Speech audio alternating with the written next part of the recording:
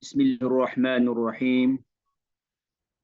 الحمد لله والصلاة والسلام على رسول الله وعلى آله وصحبه تبعهم بإحسان إلى يوم الدين. أما بعد، أهلا وسهلا ومرحبا بكم في طلبة العلم الأكارم على هذه المحاضرة. كنا نكمل على درسنا الجديد في هذه المادة، مادة الأدلة الأحكام. كنا تحدثنا عن التعريفات سواء في تعريف القرآن وانتهينا. ننتقل الآن إلى القرآن أيضا، وهو من مصدر الأول أو مصدر التشريع الأول.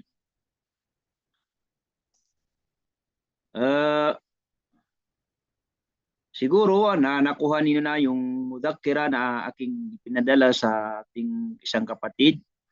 Sana ay dyan sa inyong mga gamit, mga gadget, para lang kayo ay makamutabaa sa akin.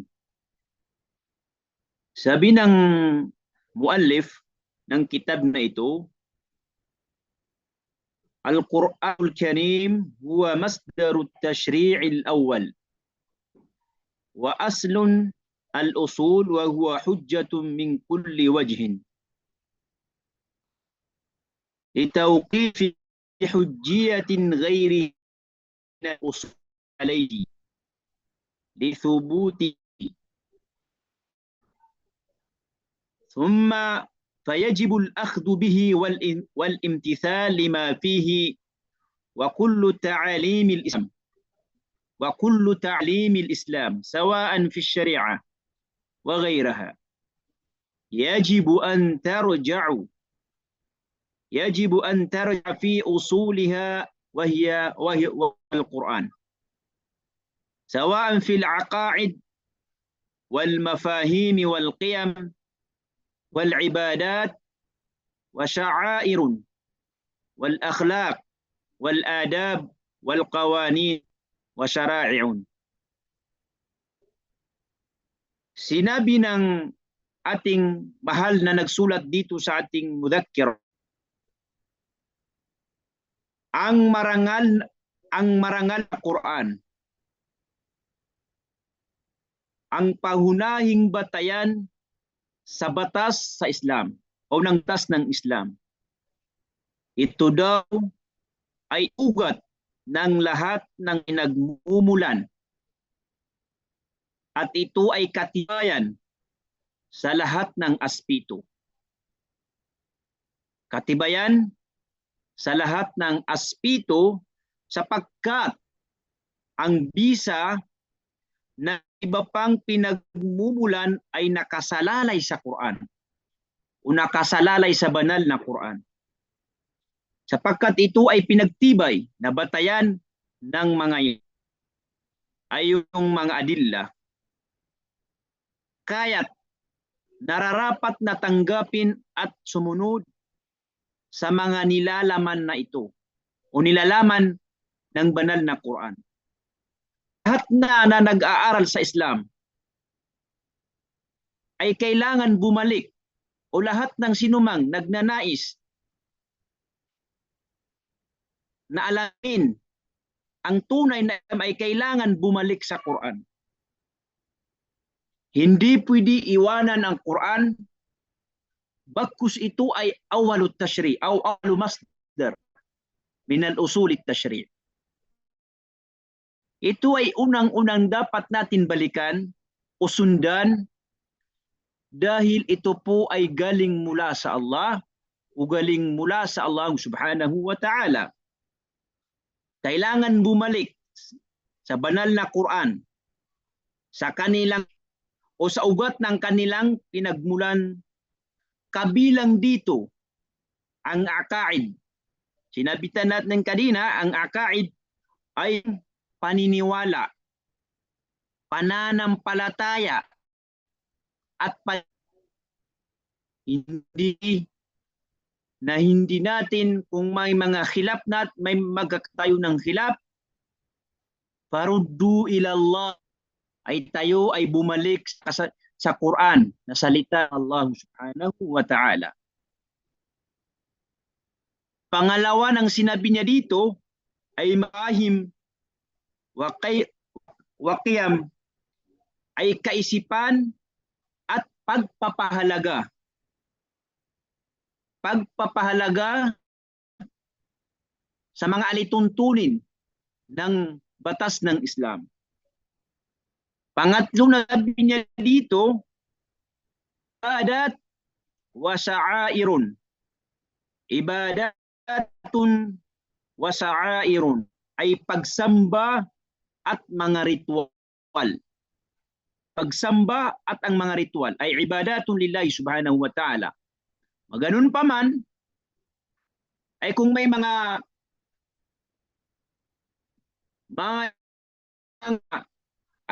paniniwala about sa Allah subhanahu, ay kailangan muna natin hanapin dalil na nagpapatunay na ipinag-uutos ay may dalil, may pinagmulan na batayan mula sa Quran o di kaya batayan mula sa ating Prophet Muhammad sallallahu alaihi wasallam.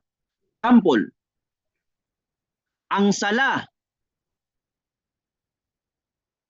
Bago na ang sala ay may dalil mula sa Quran na nag-uutos na tayo ay magsala wa aqimus sala. Isagawa ninyo ang inyong pagsasambayang o pagsasala sa Allah subhanahu. So, ginagawa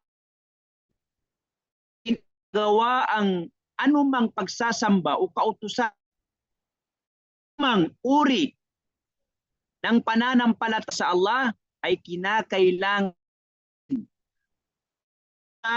sa Quran. Yun ba ay ipinag-uutos? Yun ba ay yun ba ay wala sa banal na Quran? Kung wala sa Quran, ay doon na naman tayo babalik sa sunnah Rasulullah sallallahu alaihi wasallam. Tanaza'tum fi shay'in farudduhu ila Allah war Rasul. Kung hindi natin mahanap doon sa banal na Quran, ay doon natin hanap sa doon natin hanapin sa salita ng ating mahal na prophet si Muhammad sallallahu alaihi wasallam. So ganun po kadali intindihin ang pananampalataya o pagsasamba sa Allah.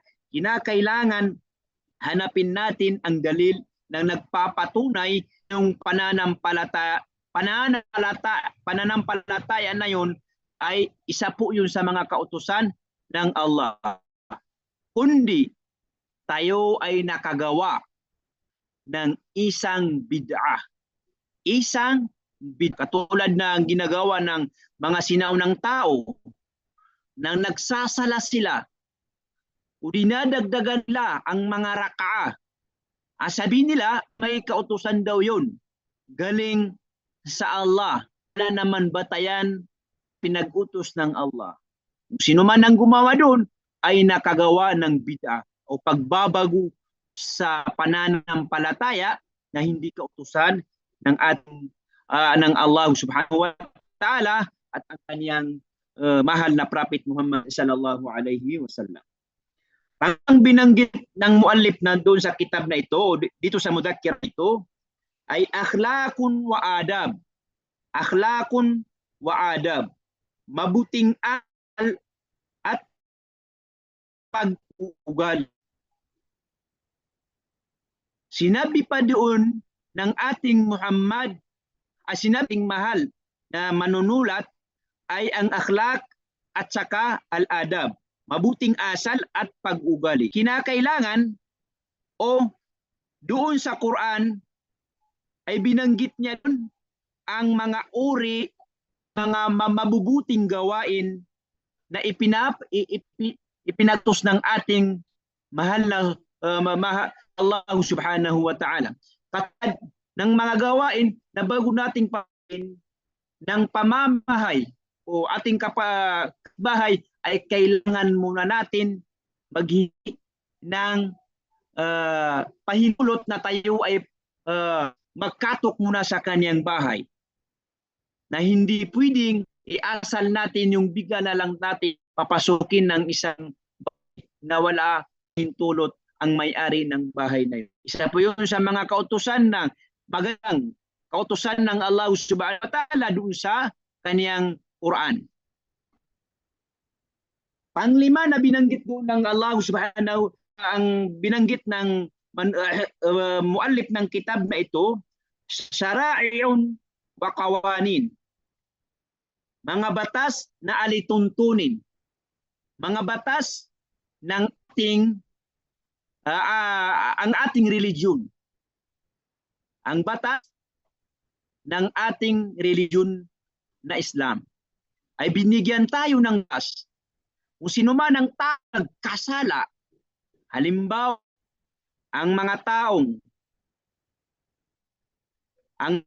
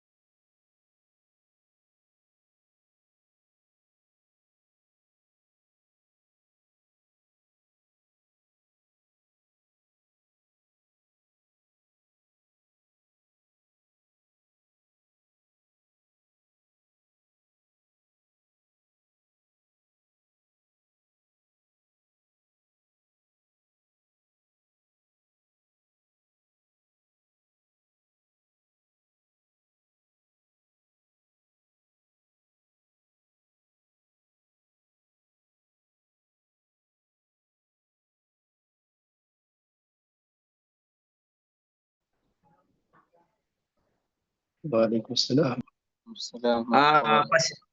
Hayakumullah masyayikh. Na nag-brunot kanina kaya biglang nawala ako. Kaya nawala yung light namin dito.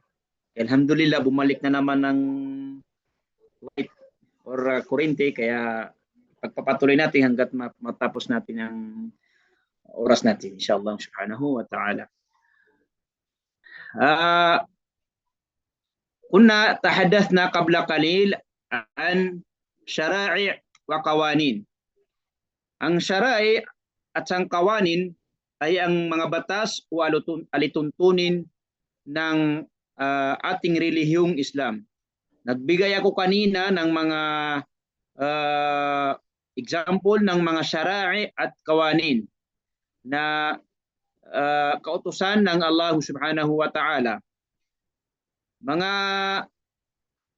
sinabi ng Allah subhanahu wa ta'ala doon sa kaniyang Quran ay sino man ang taong magnakaw ay pinapahintulutan pag umabot ang kaniyang ninakaw sa nisab ay kinakailangan putulin ang kaniyang so nakipindi na po yun sa laki o karami ng kaniyang ninakaw doon nagbibis ang kaniyang al-qata'. So ganun po ang mga kawanin at saka may mga iba pa na mga kautusan ng Allah subhanahu wa ta'ala sa Quran. Katulad ng zina, az-zaniyatu waz-zani fajlidu 100 jalda. Yung mga taong bayaran, mga lalaking bayaran at saka yung mga babaeng bayaran ay may mga batas doon na sa Islam kung anuman ang kanilang kasalanan na namumula sa syara'i at kawanin ng Quran o batas ng Allah Subhanahu wa Ta'ala na kanyang binanggit sa Quran. Sinabi pa niya dito, sinabi pa ng Allah Subhanahu, sinabi pa ng Sahibul Mudakkira, qala Syatibi, al-kitabu qad taqarrara annahu kulliyatun syari'ah atau kulliyatun asy-syari'ati wa 'umdatul millati wa yanbu'ul hikmati wa ayatur risalati wa nurul absari wal basairi wa annahu la tarika illa Allah siwahu wa la najata bighairihi wa la tamassuka bi syai'in yukhalifuhu wa hadha kulluhu la yahtaju ila taqririn wastidlalin min ad-din al-ummah. Sinabi niya doon, ang Quran daw ay itinatag bilang kabuuan ng batas ng Islam. Ang sandigan ng relihiyon na bukal sa karunungan, tanda ng pagkasugo o pag-utos o pagsugo ng ating mahal na Prophet Muhammad sallallahu alaihi wasallam at liwanag ng mga mata at puso na walang daang patungo sa Allah kundi sa pamamagitan nito, kundi sa pamamagitan ng Quran. Walang kaligtasan maliban dito sa Quran na ito, at hindi maaaring panghawakan ang anumang salungat dito. At lahat na ito ay hindi kailangan patunayan pa sa pamamagitan ng ebidensya dahil ito ay bahagi ng tiyak na kaalaman sa relihiyon ng ummah o sambayan ng Muslim.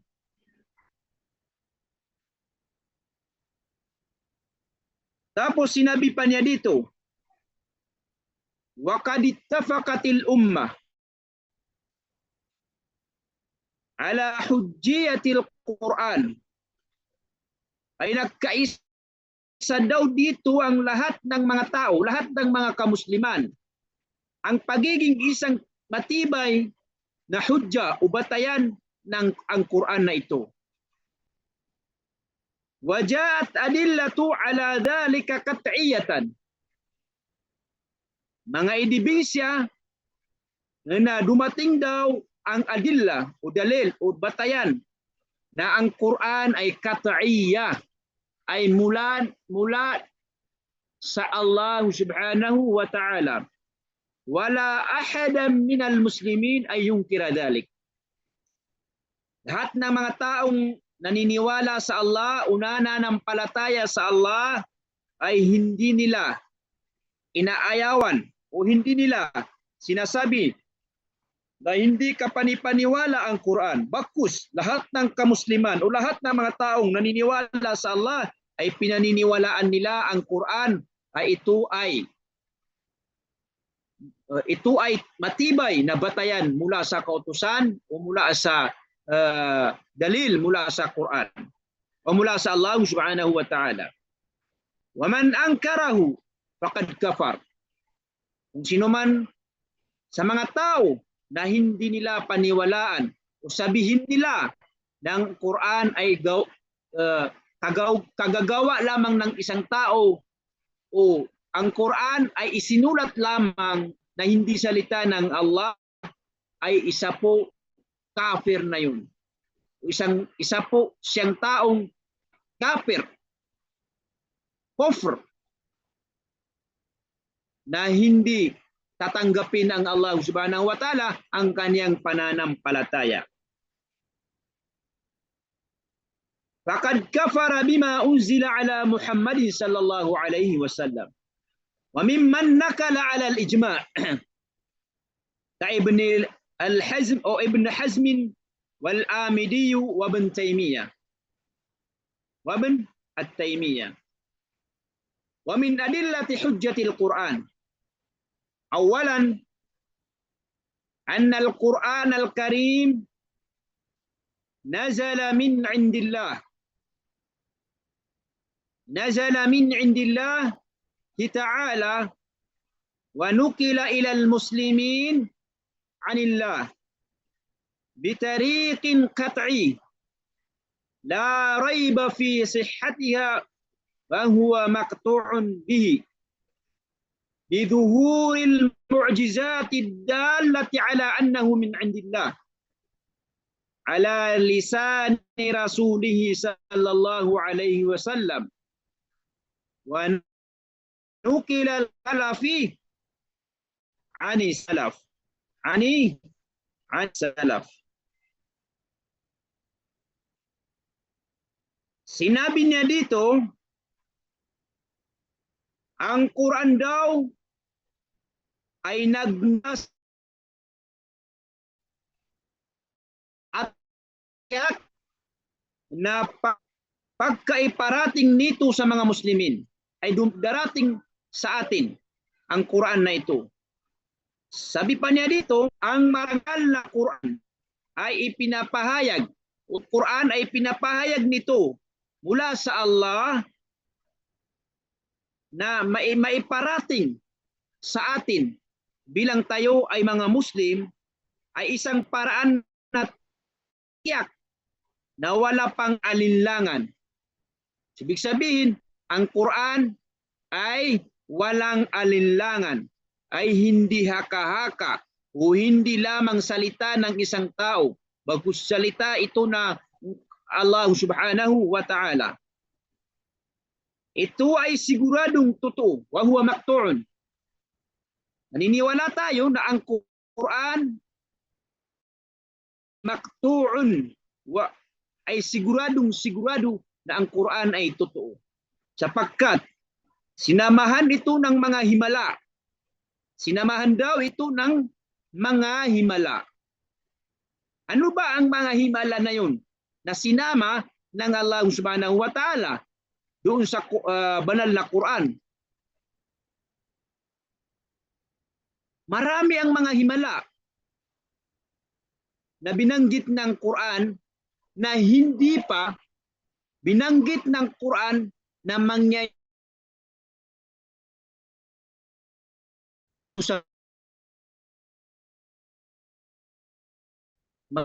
sa mundo na ito, na nagpapatunay na ito ay tunay mula sa Allah na ipinapahayag sa pamamagitan ng kanyang sugo ng ating mahal na Prophet Muhammad sallallahu alaihi wasallam, ay kung hindi na sa atin ipinarating, ay baka tayo na ang mga taong sa kaalaman o sa relihiyong Islam na ito.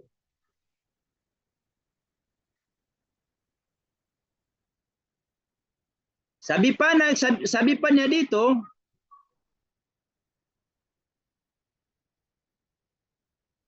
sa pangalawang dalil, dalalatun at-tahaddi, fa inna Allah azza wa jalla أتحدى الخلق أن يأتوا بمثل هذا القرآن فلم يستطيعوا الإتيان به لقوله سبحانه وتعالى وليأتوا بحديث مثله إن كانوا صادقين وأيضا فأتوا بسورة مثله وادعوا من استطعتم من دون الله إن كنتم صادقين.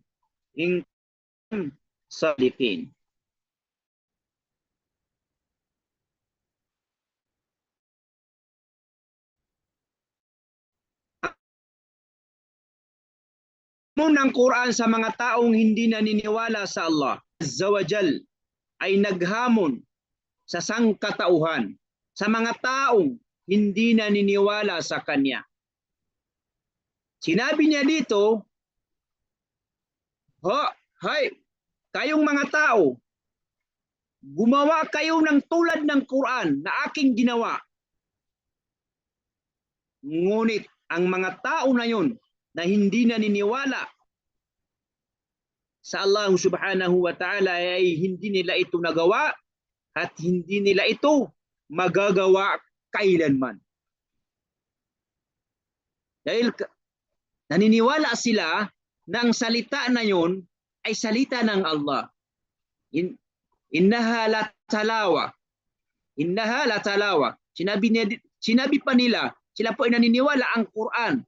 O ang salita ng Quran ayon ay isang salita na pinakamatamis.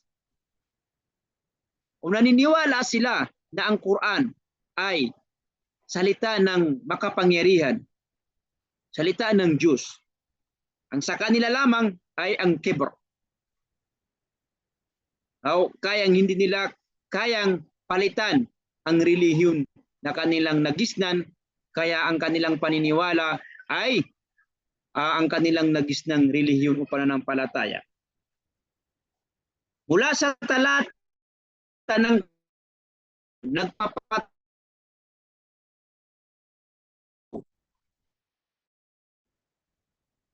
salaysay, tulad nito kung sila ay nagsasabi ng katotohanan. Hinamon sila ng Allah mula din sa banal na Quran na sinabi niya, kung kayo hayaan sila, sabi ng Allah kay Prophet Muhammad sallallahu alaihi wasallam, na magbigay sila ng salaysay o katulad ng aking salita. Kung sila ay nagsasabi sila ng katotohanan na sila ay kaya nilang gumawa. Ang mga Quraysh na po ay mga pusaha sa luwa. Sila po ay may kakayahan na magsabi dahil sa kanilang pagiging isang makatao, bihisa magsalita ng pusaha sa salitang Arabic.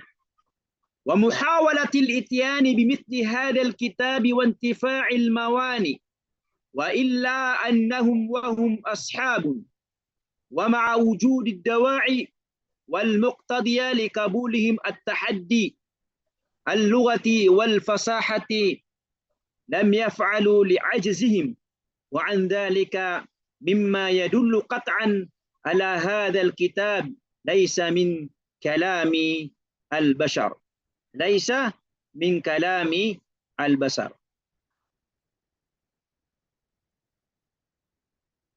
Mula sa Allah ay naiparating ito ang ating tiyak na paniniwala sa Kanya, sinamahan pa ng mga himala o nagpapatunay sa pagka-Diyos nito at hindi matutularan kailanman kahit sinong tao ay hindi niya kayang makagawa ng tulad ng Quran bilang patunay na pagkahimala o bilang tunay ang Quran ay gawa ng Allah subhanahu wa ta'ala ay hindi gawa ng isang tao. Hindi gawa ng isang tao.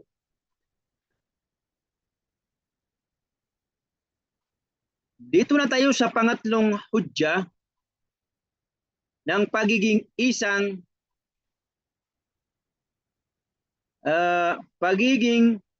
kapanipaniwala o adillati hujjati al-Quran. Wa huwa al-i'jaz. Al-i'jaz. Nakuha natin yung mga misal ng al-i'jaz na 5 sa ating last week nating klase. Ay binigay ko sa inyo ang mga klaseng al-i'jaz mula sa Quran na nagpapatunay na ang Quran ay may mu'jiza o may kakayahan na hindi kaya ng isang tao. Hindi kaya ng sinumang nilalang sa mundo na ito. So, natapos ng ating oras.